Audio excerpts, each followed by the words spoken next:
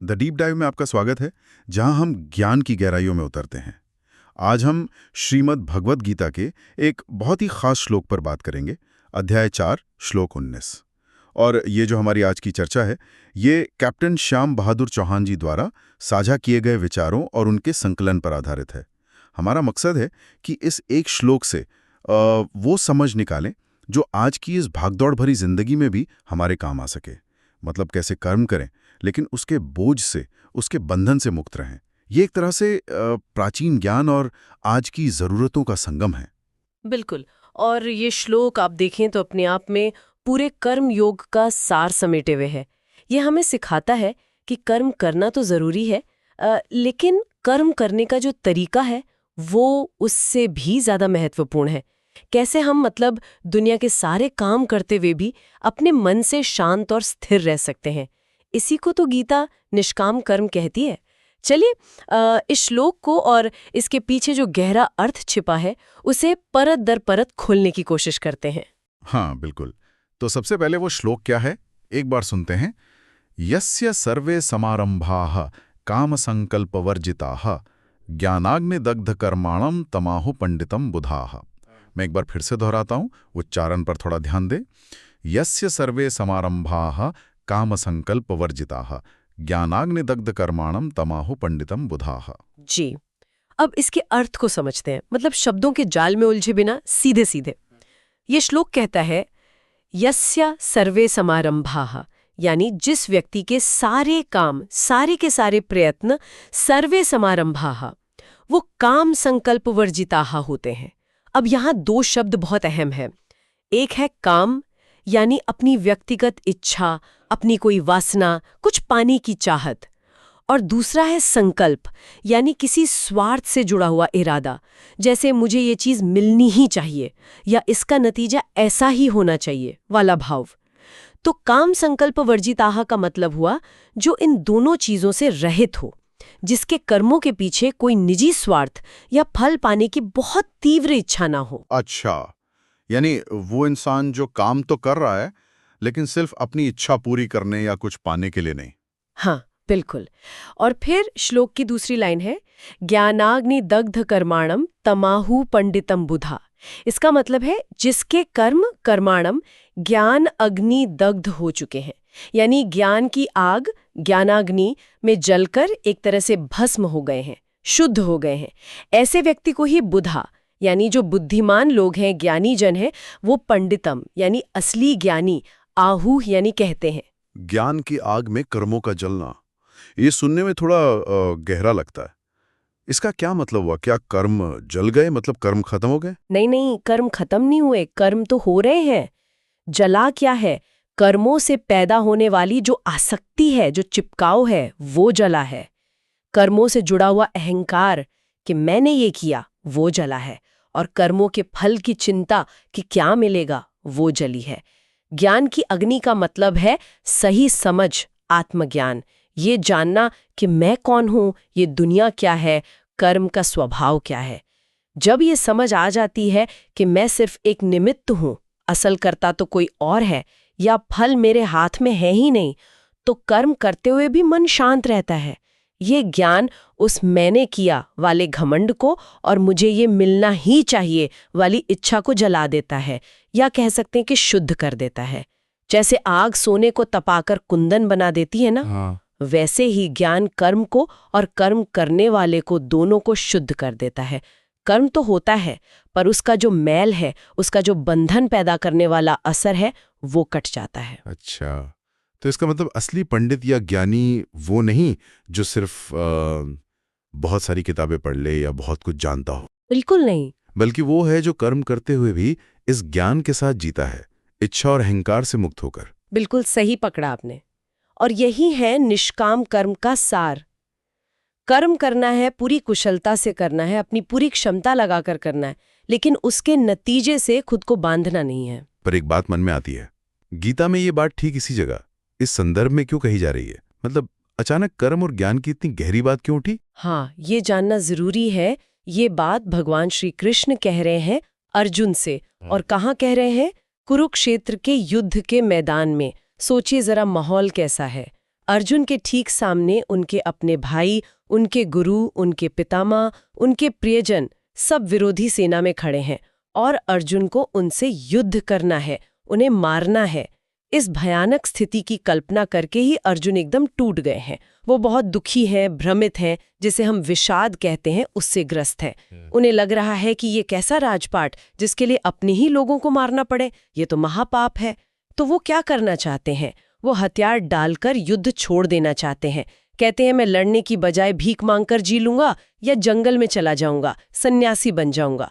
मतलब उन्हें अपने कर्म में यानी उस वक्त युद्ध करने में सिर्फ दुख और पाप ही पाप नजर आ रहा है। समझ गया। वो कर्म करने से ही बचना चाह रहे हैं क्योंकि उन्हें उसका नतीजा, उसका परिणाम बहुत भयानक लग रहा है, अपने लोगों की मौत। बिल्कुल। और यहीं पर श्री कृष्ण उन्हें ये गहरा ज्ञान देते हैं। वो समझाते हैं कि देखो अर्जुन, समस्या कर्म में नहीं है, समस्या कर्म करने वाले की सोच में है, उसकी आसक्ति में है, उसकी इच्छा में है। कर्म छोड़ देना कोई हल नहीं है, बल्कि सही ढंग से, सही भाव से कर्म करना हल है। अगर तुम क्षत्रिय हो और अन्याय के खिलाफ धर्म की स्थापना के लिए युद्ध करना तुम्हारा कर्तव्य है, तो तुम्हें वो करना चाहिए। लेकिन कैसे? फल की चिंता छोड़कर, हार जीत, सुख दुख, मान अपमान, इन सब से ऊपर उठकर, सिर्फ अपना कर्तव्य समझकर, ईश्वर को साक्षी मानकर। अगर कर्म इस भाव से किया जाए तो वो पाप नहीं बनता, बंधन नहीं बनता, बल्कि आत्मा को ऊपर उठाता है, मुक्त करता है। ये एक तरह से अर्जुन के मन का डर, उनका दुख और वो जो भाव था कि मैं मारूंगा, पाप मुझे लगेगा, मेरे कारण कुल का नाश होगा, उस कर्तापन के भाव को हटाने का तरीका था। श्री कृष्ण कह रहे हैं, तुम कर्ता नहीं हो, तुम सिर्फ माध्यम हो। अपना कर्म करो, फल की चिंता मुझ पर छोड़ दो। वाह, ये तो आज भी उतनी ही सच्ची लगती है, बल्कि शायद आज के समय में और भी ज्यादा। हाँ बिल्कुल। हम सब अपनी रोजमर्रा की जिंदगी में कहीं ना कहीं अर्जुन की तरह ही तो होते हैं, है ना? कभी परीक्षा के नतीजे का डर सताता है, कभी नौकरी में प्रमोशन मिलेगा या नहीं इसकी चिंता रहती है, कभी रिश्तों में कोई अनबन हो जाए तो उसका दुख पकड़ लेता है। हम भी तो अक्सर मुश्किल हालात से भागना चाहते हैं या फिर चिंता में ही डूबे रहते हैं। बिल्कुल सही कहा आपने। ये सिद्धांत किसी एक देश या एक समय के लिए नहीं है, ये हर इंसान के लिए, हर समय में, हर परिस्थिति में प्रासंगिक है। और मजे की बात यह है कि अब तो आधुनिक विज्ञान, खासकर न्यूरोसाइंस, वो भी कहीं ना कहीं इसी बात की पुष्टि कर रहा है। अच्छा, वो कैसे? देखिए, जब हम लगातार किसी नतीजे के बारे में चिंता करते हैं, जैसे आपने कहा परीक्षा में पास होऊंगा या नहीं, ये डील मुझे मिलेगी या नहीं, लोग मेरे बारे में क्या सोचेंगे, तो हमारे दिमाग का एक हिस्सा है, अमिगडाला कहते हैं उसे, जो डर और तनाव का केंद्र माना जाता है। हाँ, वो बहुत ज्यादा सक्रिय हो जाता है। इससे क्या होता है? स्ट्रेस हार्मोन निकलते हैं, जैसे कॉर्टिसोल। मन बेचैन रहता है, घबराहट होती है और हम ठीक से अपने काम पर ध्यान भी नहीं दे पाते। प्रदर्शन और खराब हो जाता है। हाँ, ये तो महसूस किया है कई बार। चिंता में काम और बिगड़ जाता है बनने की बजाय। एग्जैक्टली। इसके बिल्कुल उलट, जब हम गीता के कहे अनुसार चलते हैं, मतलब फल की चिंता को छोड़कर पूरी तरह से अपने काम पर ध्यान लगाते हैं, यानी निष्काम भाव से कर्म करते हैं, तो हमारे दिमाग का दूसरा ज्यादा विकसित हिस्सा, जिसे प्रीफ्रंटल कॉर्टेक्स कहते हैं, अच्छा, जो हमारी सोचने समझने की शक्ति, फैसला लेने की क्षमता और खुद पर नियंत्रण रखने का केंद्र है, वो ज्यादा सक्रिय होता है। इससे मन शांत रहता है, तनाव कम होता है, फोकस बढ़ता है और अक्सर हम एक ऐसी स्थिति में पहुंच जाते हैं जिसे आजकल के मनोवैज्ञानिक फ्लो कहते हैं। फ्लो? ये क्या होता है? सुना तो है ये शब्द। फ्लो वो मानसिक अवस्था है जब आप किसी काम में इतने गहरे डूब जाते हैं कि आपको न समय का पता चलता है, न भूख प्यास का, न थकान महसूस होती है। काम जैसे अपने आप बिना किसी जोर के सहजता से होता चला जाता है और उस काम को करने में ही एक गहरा आनंद, एक शांति और संतुष्टि मिलती है, जैसे कोई कलाकार पेंटिंग बनाते हुए या कोई संगीतकार रियाज करते हुए खो जाता है। ये तभी संभव होता है जब आपका पूरा ध्यान उस काम की प्रक्रिया पर हो, उसके नतीजे पर नहीं। अब सोचिए, अगर हर कोई अपना काम इसी भाव से करने लगे तो व्यक्तिगत जीवन में शांति और खुशी तो बढ़ेगी। हाँ बिल्कुल। समाज में भी कितना बड़ा बदलाव आ सकता है। जहां लोगों में स्वार्थ और सिर्फ पाने की इच्छा कम होगी, वहां आप देखिए भ्रष्टाचार, धोखाधड़ी, दूसरों को नुकसान पहुंचाने वाली गला काट प्रतियोगिता, ये सब अपने आप कम नहीं हो जाएगा। हाँ, बात तो सही है। सहयोग बढ़ेगा, ईमानदारी बढ़ेगी, सहानुभूति बढ़ेगी। ये सही मायनों में मानव कल्याण की दिशा में एक बहुत बड़ा कदम है। सुनने में तो ये बहुत ही आदर्श और अच्छा लगता है, लेकिन असल जिंदगी में इसे उतारें कैसे? कहना बहुत आसान है कि फल की चिंता मत करो, पर करना उतना ही मुश्किल। खासकर जब हमारे चारों तरफ स्कूल हो, ऑफिस हो, समाज हो, हर जगह नतीजों की ही बात होती है। मार्क्स कितने आए, सैलरी कितनी बढ़ी, घर कितना बड़ा है। हाँ, मुश्किल जरूर है। मैं ये नहीं कहूंगी कि ये एक दिन में हो जाएगा। ये एक साधना है, एक अभ्यास है, पर नामुमकिन बिल्कुल नहीं है। शुरुआत छोटे छोटे कदमों से करनी होगी, अपने आप से करनी होगी। कोई भी काम शुरू करने से पहले, चाहे वो ऑफिस का कोई बड़ा प्रोजेक्ट हो या घर का कोई छोटा सा काम हो, या मान लीजिए किसी की मदद ही करनी हो, एक पल रुककर ईमानदारी से खुद से पूछें, मैं ये क्यों कर रहा हूं या कर रही हूं? क्या इसके पीछे सिर्फ मेरा कोई छिपा हुआ स्वार्थ है? क्या मैं बदले में कुछ चाहता हूं, चाहे वो तारीफ हो, पैसा हो, एहसान हो या कोई और नतीजा? अच्छा, यानी सबसे पहले अपनी नीयत को, अपनी मंशा को जांचना। हाँ, अपनी मंशा को समझना। और फिर जब आप काम कर रहे हो तो अपना पूरा ध्यान उस काम को अच्छे से, पूरी गुणवत्ता के साथ करने में लगाएं। उसकी प्रक्रिया पर फोकस करें, ना कि सिर्फ उसके अंतिम परिणाम, आउटकम पर। जैसे अगर आप खाना बना रहे हैं तो ध्यान सब्जी काटने, मसाला भुनने की कला पर हो, उस प्रक्रिया के आनंद पर हो, ना कि सिर्फ इस चिंता पर कि खाने वाले कितनी तारीफ करेंगे या नहीं करेंगे। अगर पढ़ाई कर रहे हैं तो ध्यान नए कॉन्सेप्ट को समझने और सीखने की खुशी पर हो, ना कि सिर्फ इस डर पर कि नंबर कितने आएंगे। और जब भी मन में नतीजे को लेकर चिंता या बेचैनी उठे, और वो उठेगी क्योंकि आदत पुरानी है, तो खुद को धीरे से, प्यार से याद दिलाएं, कर्म करना मेरे हाथ में है, फल नहीं। इसे एक मंत्र की तरह, एक रिमाइंडर की तरह इस्तेमाल करें। धीरे धीरे अभ्यास से ये सोच ज्यादा स्वाभाविक और पक्की होती जाएगी। ये तो हुई काम की बात, लेकिन रिश्तों में से कैसे लागू करें? वहां तो उम्मीदें रखना, अपेक्षाएं करना है बहुत स्वाभाविक लगता है, पति पत्नी से, बच्चों से, माता पिता से। आपने बिल्कुल सही मुद्दा उठाया। रिश्तों में ज्यादातर झगड़ों, तनाव और दुख की जड़ यही उम्मीदें, अपेक्षाएं होती हैं, जो गीता की भाषा में देखें तो कामना का ही एक रूप है। मुझे ये मिलना चाहिए, उसे ऐसा करना चाहिए।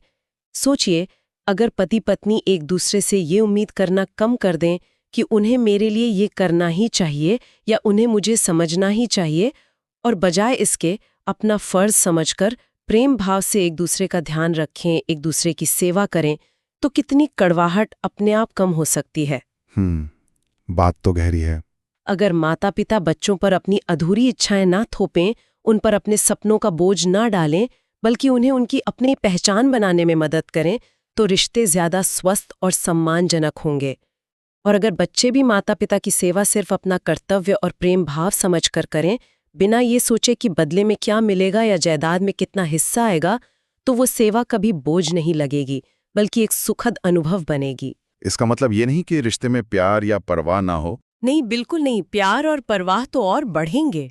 बल्कि प्यार के साथ वो जो अधिकार जताने वाला भाव होता है, पॉजिटिवनेस, और वो उम्मीदों का जो भारी बोझ होता है, वो ना हो। एग्जैक्टली। निस्वार्थ प्रेम, जिसमें देने का भाव ज्यादा हो और पाने की उम्मीद कम, वो ज्यादा टिकाऊ होता है, ज्यादा गहरा होता है और ज्यादा शांति देने वाला होता है। आपने खास तौर पर महिलाओं के लिए इस श्लोक की प्रासंगिकता पर जोर देने को कहा था। ये उनके जीवन में कैसे एक नई रोशनी डाल सकता है, खासकर उन महिलाओं के लिए जो घर संभालती हैं, जिनका काम अक्सर दिखता नहीं है या जिसकी उतनी कदर नहीं होती। हाँ, ये उनके लिए बहुत बहुत मायने रखता है और इस पे बात करना जरूरी है। देखिए, गृहिणी जो घर संभालती हैं, जिसे हम होम मेकर कहते हैं, वो दिन भर में अनगिनत छोटे बड़े काम करती हैं। खाना बनाना, सफाई करना, बच्चों को पालना पोसना, बुजुर्गों की देखभाल, सबका ख्याल रखना। ये काम कभी खत्म नहीं होते हैं और अक्सर, जैसा आपने कहा, इनके लिए कोई सीधी तनख्वाह नहीं मिलती, कोई प्रमोशन नहीं मिलता, शायद रोज रोज कोई तारीफ भी नहीं मिलती। बिल्कुल। ऐसे में कई बार थकान, निराशा या ये भाव आना बहुत स्वाभाविक है कि मेरी मेहनत की कोई कीमत नहीं, या मैं ही क्यों ये सब करती रहूं। बिल्कुल। लेकिन अगर वो गीता के इस श्लोक की नज़र से देखें तो वो अपने इन अनगिनत कामों को सिर्फ घर का काम या ड्यूटी नहीं, बल्कि एक यज्ञ समझ सकती हैं, एक ऐसी सेवा जो वो अपने परिवार के पोषण, उनके सुख, उनके कल्याण के लिए कर रही हैं, एक योग के रूप में देख सकती हैं। वाह, मतलब अपने रोजमर्रा के काम को एक ऊंचा, एक आध्यात्मिक दर्जा देना। हाँ, बिल्कुल। जब ये भाव मन में आता है कि मैं ये सब अपने परिवार के लिए, अपने प्रेम के कारण एक सेवा भाव से कर रही हूँ, बिना किसी बाहरी इनाम या प्रशंसा की तीव्र इच्छा के, तो वही रोजमर्रा के काम बोझ नहीं लगते, बल्कि उनमें एक पवित्रता आ जाती है, एक गरिमा आ जाती है। तब वो थकावट देने की जगह मन को एक गहरी शांति और संतुष्टि दे सकते हैं। ये उनके उस अनमोल योगदान को जो वो चुपचाप करती रहती हैं, एक आध्यात्मिक पहचान देता है। ये उन्हें अंदर से मजबूत बनाता है। वे सचमुच, जैसा आपने शुरू में कहा था, पूरे परिवार की और एक तरह से देखें तो समाज की रीढ़ है। और ये दृष्टिकोण उन्हें इस महत्वपूर्ण भूमिका को और भी गर्व और शांति से निभाने में मदद कर सकता है। ये तो बहुत ही सुंदर और सच में सशक्त करने वाला विचार है। उनके काम को एक नई दृष्टि देता है। और वो महिलाएं जो काम भी करती हैं, मतलब कामकाजी हैं, और साथ में घर भी संभालती हैं, उनके लिए तो चुनौती और भी बड़ी होती है, दोहरा बोझ होता है। हाँ, उनके लिए तो ये श्लोक मैं कहूंगी संतुलन बनाने का एक बेहतरीन जरिया बन सकता है। सोचिए, ऑफिस का प्रेशर, डेडलाइंस, टारगेट पूरे करने की चिंता, और साथ में घर की जिम्मेदारियां, बच्चों की जरूरतें, परिवार की उम्मीदें, ये सब मिलके बहुत ज्यादा तनाव पैदा कर सकता है, जिसे हम बर्नआउट भी कहते हैं। यहाँ निष्काम कर्म का सिद्धांत बहुत मदद कर सकता है। कैसे? ऑफिस के काम को अपनी पूरी योग्यता और ईमानदारी से करना, क्योंकि वो आपका व्यावसायिक कर्तव्य है, आपकी जिम्मेदारी है। लेकिन उसे सिर्फ प्रमोशन पाने या बॉस की तारीफ सुनने या दूसरों से आगे निकलने का साधन मात्र न समझना। और इसी तरह घर की जिम्मेदारियों को प्रेम और सेवा भाव से निभाना, क्योंकि वो आपका पारिवारिक कर्तव्य है, आपके रिश्तों का आधार है, न कि इसलिए कि बदले में आपको आराम मिलेगा या कोई आपकी हर वक्त तारीफ करेगा। अच्छा, यानी दोनों जगहों पर अपना सर्वश्रेष्ठ देना, पूरी निष्ठा से काम करना, लेकिन नतीजों से अपनी खुशी या अपनी मानसिक शांति को न जोड़ना। बिल्कुल। जब फल की चिंता, चाहे वो ऑफिस में अगला पद हो या घर पर सबका हर वक्त खुश रहना, मन पर हावी नहीं होती, तो तनाव अपने आप कम हो जाता है। इससे वे अपनी दोनों महत्वपूर्ण भूमिकाओं को ज्यादा शांति से, ज्यादा कुशलता से और एक अंदरूनी ताकत के साथ निभा सकती हैं। ये ज्ञान उन्हें बाहरी हालात पर अपनी मानसिक शांति की निर्भरता कम करने की शक्ति देता है। ये उन्हें एक तरह की आंतरिक स्वतंत्रता देता है। ये वाकई बहुत व्यावहारिक बात है। और जाहिर है, ये बातें सिर्फ महिलाओं के लिए ही नहीं, पुरुषों और युवाओं के लिए भी उतनी ही जरूरी हैं। हाँ, जरूर। पुरुषों के लिए भी ये समझना जरूरी है कि वे परिवार चलाने की जो जिम्मेदारी उठाते हैं, उसे सिर्फ पैसा कमाने का जरिया या अपने अहम को संतुष्ट करने का साधन न समझें, बल्कि इसे एक स्वाभाविक कर्तव्य, एक सेवा के रूप में देखें। इससे घर में बराबरी का, सम्मान का भाव बढ़ेगा और वो बोझ नहीं लगेगा। और युवाओं के लिए, खासकर जब वो अपना करियर चुन रहे होते हैं या अपनी जिंदगी की दिशा तय कर रहे होते हैं, ये श्लोक एक गाइड की तरह काम कर सकता है। आज का माहौल अक्सर युवाओं को सिर्फ पैसे, शोहरत या ऊंचे पद के पीछे भागने को उकसाता है, जो गीता की नज़र में कामना के ही अलग अलग रूप है। गीता कहती है कि इसके बजाय अपनी असली रुचि क्या है, अपना हुनर क्या है, और इस बात पर ध्यान देना ज़्यादा ज़रूरी है कि आप अपने काम से समाज के लिए क्या अच्छा योगदान दे सकते हैं। क्या इसका कोई असल जिंदगी का उदाहरण है, किसी ऐसे व्यक्ति का जिसने इस तरह से काम किया हो? हाँ, बिल्कुल है। हमारे अपने देश के महान वैज्ञानिक सर सीवी रमन को ही देख लीजिए। उन्होंने अपना जो ग्राउंड ब्रेकिंग शोध कार्य किया, वो मुख्य रूप से ज्ञान पाने की उनकी अपनी तीव्र इच्छा और प्रकृति के रहस्यों को जानने की उनकी गहरी लगन के कारण किया। वो किसी पुरस्कार के लिए काम नहीं कर रहे थे, उनके पास शायद उस समय बहुत आधुनिक साधन भी नहीं थे, लेकिन वो अपनी छोटी सी प्रयोगशाला में पूरी निष्ठा से, जुनून से जुटे रहे। नोबेल पुरस्कार तो उन्हें बाद में मिला, उनके काम के नतीजे के तौर पर। वो उनका पहला लक्ष्य या उनकी कामना नहीं थी। उनका ध्यान प्रक्रिया पर था, सत्य की खोज पर था, ज्ञान प्राप्त करने पर था। ये निष्काम कर्म का एक जीता जागता, प्रेरणा देने वाला उदाहरण है। जब आप काम को ही पूजा समझ लेते हैं, कर्म में ही आनंद खोजने लगते हैं, तो नतीजे अक्सर आपकी उम्मीद से भी बेहतर मिलते हैं और वो आपको बांधते भी नहीं। भगवद गीता का ये एक छोटा सा श्लोक, जिसकी इतनी गहरी समझ हमें कैप्टन श्याम बहादुर चौहान जी के संकलन और विचारों से मिली, हमें जिंदगी जीने का, या कहूं कि कर्म करने का एक बिल्कुल नया नजरिया देता है। ये सिर्फ कोई पुरानी दार्शनिक बात नहीं है, बल्कि आज की जिंदगी की जो चुनौतियां हैं, जो तनाव है, जो भागदौड़ है, उसका एक बहुत ही प्रैक्टिकल, एक व्यावहारिक हल सुझाता है। असली समझदार या ज्ञानी या पंडित वही है जो कर्म तो पूरी कुशलता से करता है, लेकिन उसके फल की इच्छा से, उसकी आसक्ति से और उस मैंने किया वाले अहंकार से मुक्त होकर जीता है। अपने कर्मों को एक तरह से ज्ञान की आग में रोज शुद्ध करते हुए जीता है। बिल्कुल सही कहा आपने। ये ज्ञान का वो संगम है जहाँ कर्म और समझ मिलकर जीवन को सार्थक और सुंदर बनाते हैं। और इस चर्चा के अंत में मैं सभी सुनने वालों के लिए एक सवाल छोड़ना चाहूंगी, जिस पर वो थोड़ा विचार कर सकते हैं, मनन कर सकते हैं। ये जो ज्ञान की अग्नि है, ये जो निष्काम कर्म का नजरिया है, इसे हम अपनी जिंदगी के किन कामों या किन पहलुओं में इस्तेमाल कर सकते हैं जिन्हें हमने शायद पहले कभी इस नज़र से देखा ही ना हो। कहाँ-कहाँ हम अनजाने में ही सही नतीजों की चिंता से या फल की इच्छा से बंधे हुए हैं, और उन बंधनों से आज़ाद होने की दिशा में हम आज अभी कौन सा एक छोटा सा कदम उठा सकते हैं। बहुत खूब। इस आध्यात्मिक वर्षा में, इस ज्ञानवर्धक चर्चा में हमारे साथ रहने के लिए आप सबका धन्यवाद। उम्मीद है गीता के श्लोक पर हुई ये बातचीत आपके अपने विचारों को, आपके जीवन को एक नई दिशा, एक नई ऊर्जा देगी। कैप्टन श्याम बहादुर चौहान जी के संकलन पर आधारित ये गहरी समझ हम सभी को कर्मयोग के रास्ते पर ज्यादा सुकून और जागरूकता से चलने की हिम्मत और प्रेरणा देती रहे। धन्यवाद।